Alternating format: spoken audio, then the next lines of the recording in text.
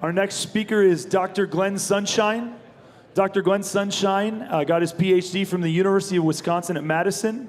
He's the founder and president of Every Square Inch Ministries. He's professor emeritus of history at Central Connecticut State University, ministry advocate at Reflections Ministry, senior fellow at the Colson Center for Christian Worldview, and is one of the co-hosts of the aforementioned Theology podcast. Previously, he also taught at Calvin College and was a visiting professor at the Universitat de, I'm not even going to try that, Bundeswehr Hamburg, which is now the Helmut Schmidt University in Germany. And if you can believe it, that is an abbreviated version of his bio. So we are very grateful to have Glenn join us this year. Again, this is one of my favorite podcasts. We have a couple podcasts, we make a couple podcasts. I don't listen to a ton of podcasts, but the podcast is one of my absolute favorite podcasts. So really recommend, go subscribe to them, support them with copious amounts of money and love. Glenn, thank you for joining us. Come out and teach us. Well, thank you. After that introduction, I'm rather curious to hear what I have to say.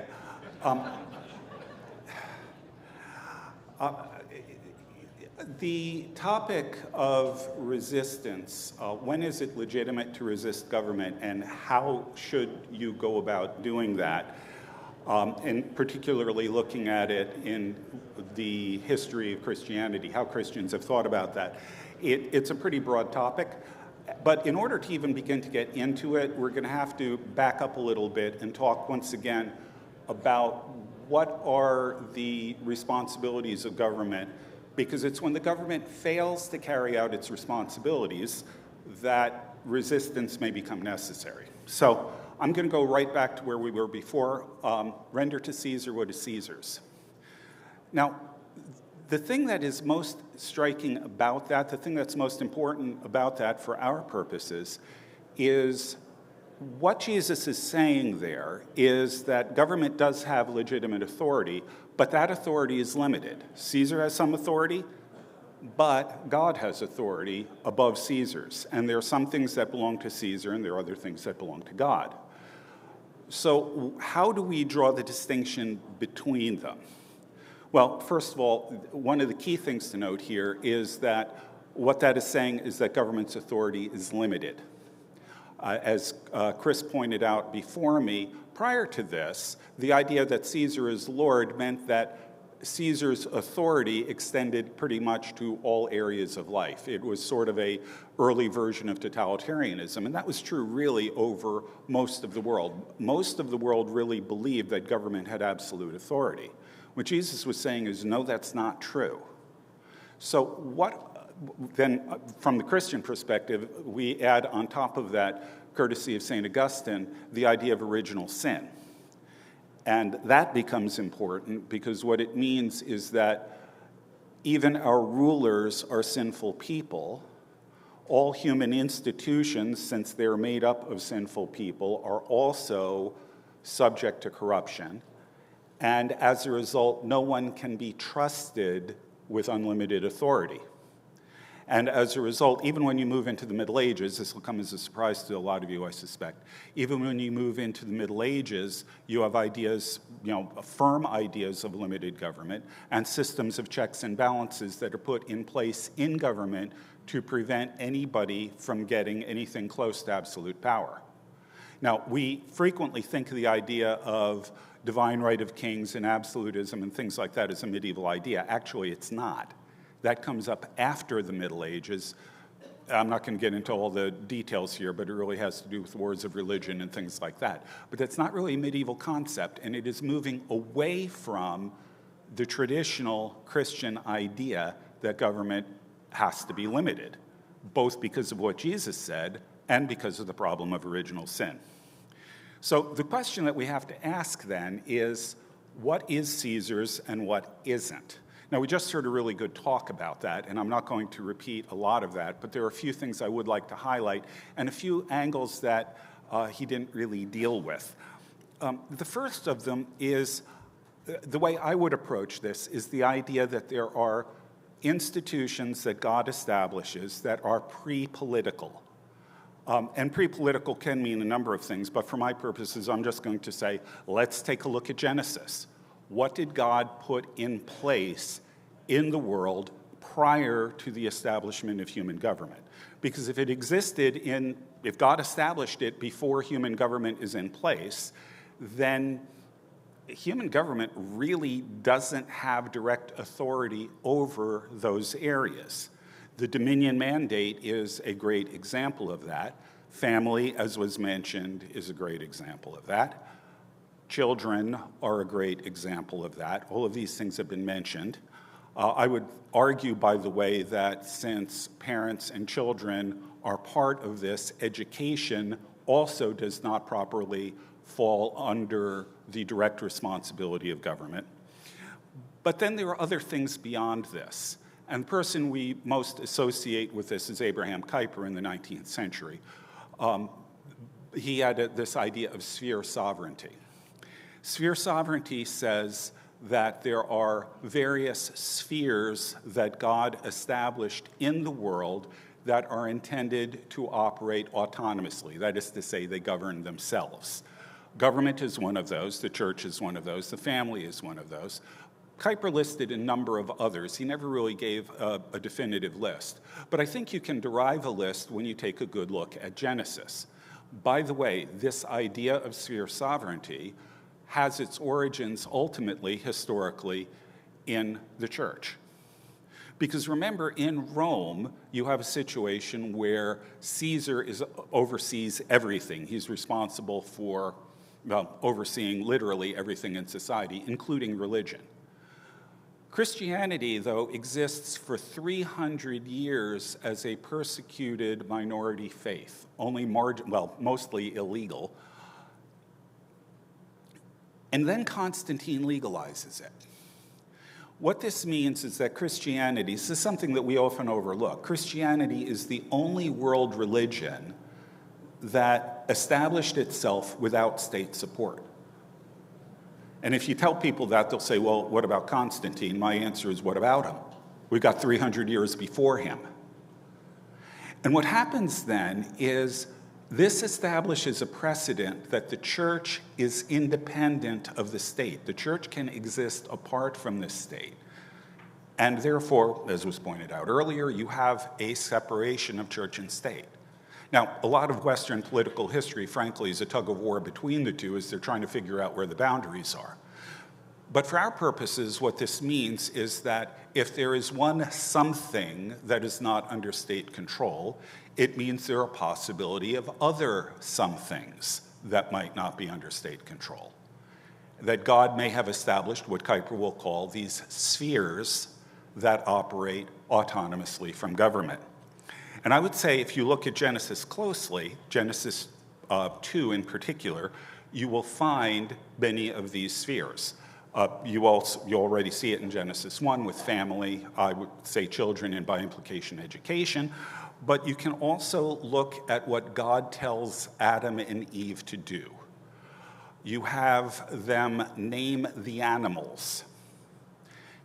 This is something that we don't really understand as English speakers and as people who don't live in an ancient Hebrew culture.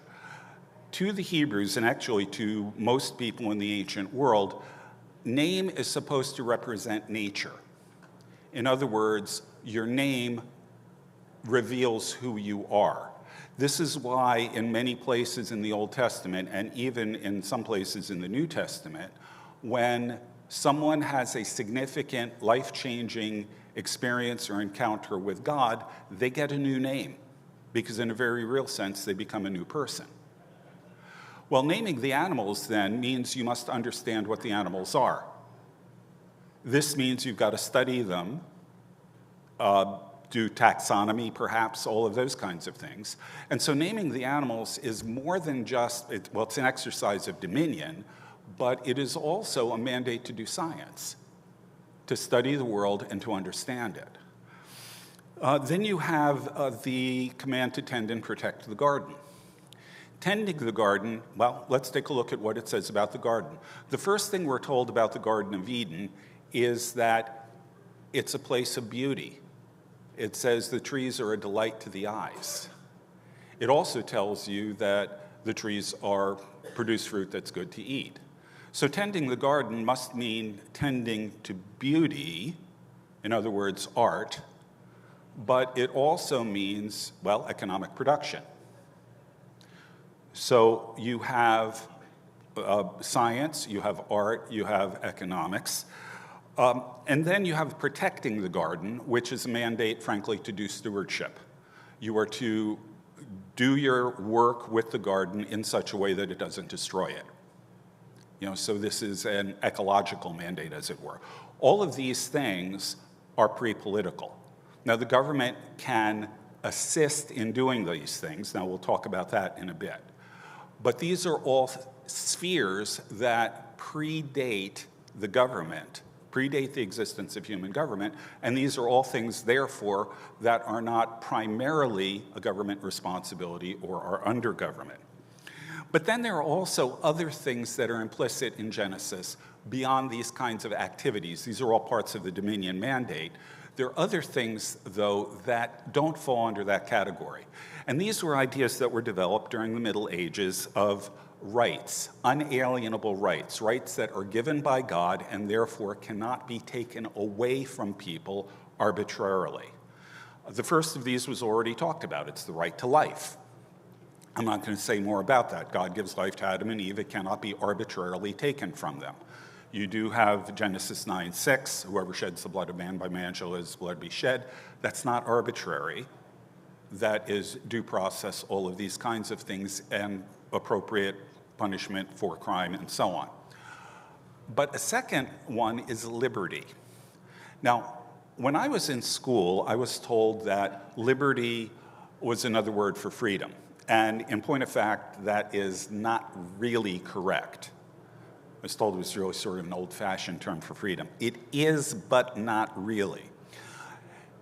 The word liberty historically means the freedom to act within the boundaries set by divine and natural law. In other words, liberty always exists within a set of boundary conditions. In the Garden of Eden, what do you see? God says you can eat the fruit of any tree in the garden except that one over there. That boundary condition is what makes it liberty. The alternative to liberty is what is traditionally called license, which is action without any boundaries. Today, when we use the word freedom, we most often mean license. When people talk about freedom, it means nobody can tell me what to do. That's not liberty, that's license. And interestingly enough, nobody historically has ever argued that we have an unalienable right to license. We have an unalienable right to liberty, to live within the boundaries and the constraints set by divine and natural law. So that was established in the garden as well. God gave that to Adam and Eve. The third one is a little more subtle. And by the way, all of these things are ideas that are developed by medieval theologians. Okay, so these are theological reflections on what God has given humanity. I'm framing it in terms of the garden. The original arguments didn't go through the garden, but I think this is the best way of understanding it. The third of these is property. Medieval theologians actually developed the idea that we have an unalienable right to property. Personally, I think the easiest way to get there is to say, thou shalt not steal. As soon as you say thou shalt not steal, it means you've got a right to your property. But we can trace it further back all the way to Eden, where God tells Adam, tend to the garden and eat the fruit. What that means ultimately is Adam literally has the right to the fruit of his labor. He works for it, he earns it, he owns it. And that, by the way, also provides a foundation ultimately for free enterprise or capitalism, free market economics. Because if I own something, I can choose what I do with it. I can exchange it for other goods. I can sell it. I can buy things from other people. As long as it's done voluntarily, I am free to do what I want to do with what I own. No one can arbitrarily take it away from me, but I can freely exchange it on my own. So all of these things are anchored, these rights are anchored in in these pre-political conditions in the garden. So government does not have the right to take away any of your rights arbitrarily. So those are things that Caesar does not have authority over. These are things that fall in the category of what isn't Caesar's. So what is Caesar's? What are the things that Caesar is responsible for? Well, Paul tells us very simply, it's to reward the good and punish the evil. That's it in a nutshell. Well, what does this mean? Well, rewarding the good is doing the things that encourage human flourishing, that encourage the dominion mandate, that encourage the things that produce a successful and flourishing society, and rewarding the efforts and the people that do this to encourage the things that make for the dominion mandate to be fulfilled. We've already seen that earlier today. Punishing the wicked, most obviously, involves two things. One of them is defending against foreign attack. It's a defensive thing. But it also means defending against crime, defending against attacks on our pre-political rights, the pre-political institutions, and our pre-political callings via the dominion mandate. Okay, so those, I would say, are the functions of government in a nutshell and the limitations on government.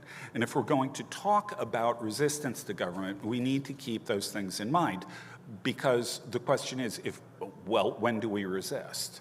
And along with that, how do we resist? Now, let me throw in a note here on currency. The foundation for currency is ultimately equal weights and measures, which are mandated in Scripture, but interestingly enough, it's a universally recognized thing. No matter where you are in the world, every government enforced equal weights and measures. And the reason for this is, well, ultimately simple. All governments recognize there had to be a sense of property rights. And if you use unequal weights, then, if you use unequal weights, you're really cheating people. You're stealing from them functionally. So this was pretty much a universal thing. Exchange was originally barter, but eventually that barter didn't just mean goods for goods. It meant goods for hard currency, and I mean literally hard here, gold, silver, copper. And this was originally weighed out in scales. And so this is why currency connects to equal weights and measures. You had to make sure the weight of the copper or the silver or whatever you were working with was the proper amount, so everybody knew exactly what they were getting. From here, in a territory called Lydia in western Turkey today, under a king by the name of Croesus, it appears, coins were invented. And coins were a way of the government issuing money that was guaranteed to be a particular weight and a particular quality of metal, a particular fineness of silver or copper or whatever. And this was a way of facilitating exchange, so that you didn't really need to rely quite so much on weight and measure and things like that. Now, of course, the problem with this, as soon as this starts happening, is people begin cheating. The coins at this point were just a disc of metal that was weighed out in the proper amount and then stamped. And this meant that they weren't perfect circles, which meant that you could easily clip the coin, as it was called. You could file it down or clip a little bit off of it, and nobody would actually know. So you still ultimately ended up needing to weigh it. Now, the solution for this didn't really come until pretty late in the game. I think it's about the 16th century, I'd have to double check that, where in Austria they figured out how to mint coins that had a knurled edge. Those are the little ridges around the edge of the coin that you get like on a quarter. And if you have knurling on the coin, you can't clip it. And that coin was known as the thaler, and it was the most stable currency in Europe. And as a matter of fact, when the United States decided to set up its currency, it named it after the thaler. So we have the dollar, because it wanted people to understand, well, it wanted people to at least think that they were getting a very stable currency, just like the Austrian coin. Now, the problem with all of this is that governments cheat. They will debase the currency originally when you're dealing with coinage by decreasing the silver content, for example, and including something else in it to trick people into thinking they're getting more silver than they really are. People catch on to this pretty quickly, and the result is rampant inflation. When you get paper money, printing presses can be operated to produce a lot more money than you actually have gold or silver for, and the result is inflation. All of these instances where the currency is manipulated, especially by the government, but even by individuals cheating, they're theft. And particularly on the government side, it's a violation of the government's mandate to enforce the principle of equal weights and measures. And like I said, it amounts to theft. So what do we do when the government fails to carry out its responsibility? I think we have to distinguish two different ways it can do this. The first of them is what happens if the government is actively violating people's rights or actively moving into areas that are not properly its area of responsibility. Now, in some cases, there are gray areas here, but there are some things that clearly I think government should not be doing. And we've also got the issue of violating people's rights. What do you do there? Well, historically, this issue, it goes back really, I suppose, the first, well, there are several earlier examples, so I'm not going to go through the whole history here. But it really comes up primarily in the Reformation. Martin Luther, after some negotiating back and forth, comes to the conclusion that what Romans 13 says applies not just to the highest authority, that you're supposed to obey the powers that be. It doesn't only apply to the highest authority, in his case, the Holy Roman Emperor, but it also applies to the so-called lesser magistrates, the people lower down in the government. So it wouldn't just be the president, it would be governors, it would be mayors, and so on in an American context. And so the lesser magistrates actually have a right, and in the case of the Holy Roman Empire, a duty to resist the emperor if he violates his word, if he oversteps his bounds, if he violates the people's rights, and so on. So this is the beginning of what's known as Protestant resistance theory, the idea that resistance led by lesser magistrates, people lower down in the government, was legitimate. Luther argued private citizens have no right to resist, but if the resistance is led by the lesser magistrates, that's fine. And this becomes sort of the norm across continental Europe. Now, to this, we have to add John Calvin. Calvin makes an argument, and there are some earlier roots to this, but he makes an argument that government exists as a covenant between the ruler and the people. He gets this actually from Mount Sinai.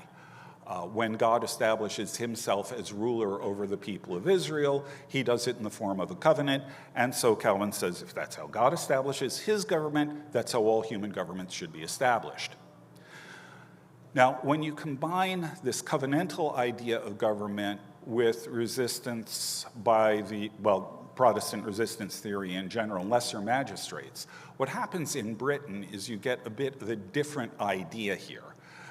In Britain, the political theologians there begin arguing, well, wait a minute, the covenant that God established is not between the king and the lesser magistrates, it's between the king and the people. And thus, if the king violates that covenant, the people have the right to resist. We don't need the lesser magistrates. The people themselves have the right to resist because the king has broken his covenant with them. That's a peculiarly British Isles version of resistance theory. On the continent, they always go with lesser magistrates, pretty much across the board. In Britain, and therefore in America, you get the idea of resistance by the people.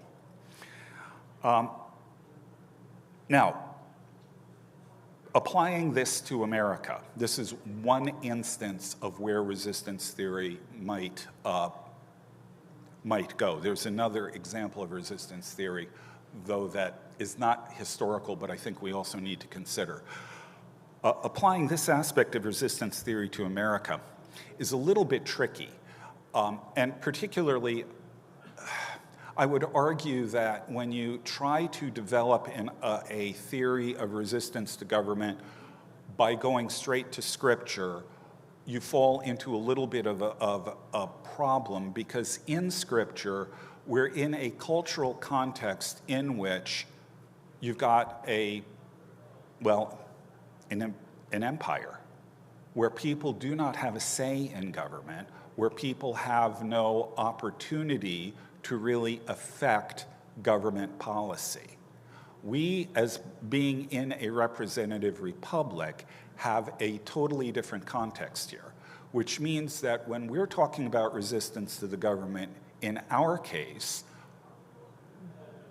we have a whole bunch of things that we are capable of doing, and actually, I would argue we have a responsibility to do when the government oversteps its boundaries or violates our rights. The early church didn't have these options. We do.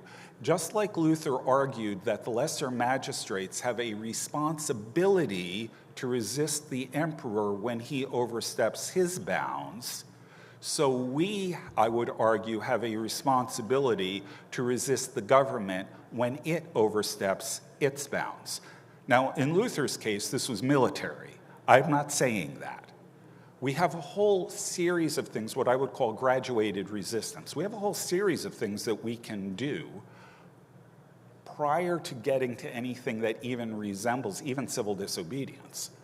We can lobby. We can write letters, we can vote, we can run for office. There's a whole series of things that we can do. And beyond that, if those don't have a lot of effect, we can engage in peaceful protests, even within the bounds of law. My favorite example of this is Moscow, Idaho, where to protest, they followed all of the rules that the town had in place for COVID, which were kind of ridiculous, and they staged a psalm sing. That was their preferred form of protest. There are all kinds of things we can do there. And if that doesn't work, okay, maybe a next step might be civil disobedience. There's a whole series of things we can do, but I would argue that as citizens, we have a responsibility to do that when the government oversteps its bounds, when the government violates rights. Oh, yeah, by the way, there's also courts. We have recourse to courts on these situations. Now, the other situation, I'm running low on time here, but the other situation, what happens when the government doesn't overstep its bounds but fails to carry out its duties? Well, under these circumstances, in many cases, we can develop alternative institutions. Even on core government functions like defense and protection, we've got private security agencies. People hire bodyguards. We've got all kinds of things that we do for security, but that's a core government function. Nobody seems to object to that. So we can set up an alternate institution. Education.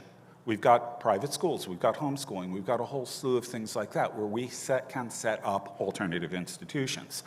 And what this means for this conference is, it seems to me there is nothing wrong with setting up alternative finance. That is not actually under government control. That is not something, it's something historically that governments have effectively developed a kind of monopoly on, but it's not something that I would argue is a core government function beyond the idea of ensuring that there's some form of equal weights and measures involved. So The question that we face at the moment is that government is becoming progressively more and more dysfunctional. There are situations where I think resistance is necessary, and I would say even required, as long as you understand what I said about graduated resistance. You start with you start at the bottom and you work your way forward is what it comes down to here in terms of trying to change government policy, trying to resist what government is doing. You start small and you work up. I think that there are a number of places where I think that's perfectly appropriate and even properly our responsibility. But along with that, I think we need to think very seriously as government is beginning to frankly break down on a number of its core responsibilities, that we ought to be thinking in terms of developing alternative institutions, resilient communities, resilient families, all of these kinds of things, anchored in churches, by the way, in order to see to it that we can, well, going back to the first talk, to see to it that we can effectively carry out our Dominion mandate, done, even in the face of what I increasingly am seeing as serious government failures. Thank you.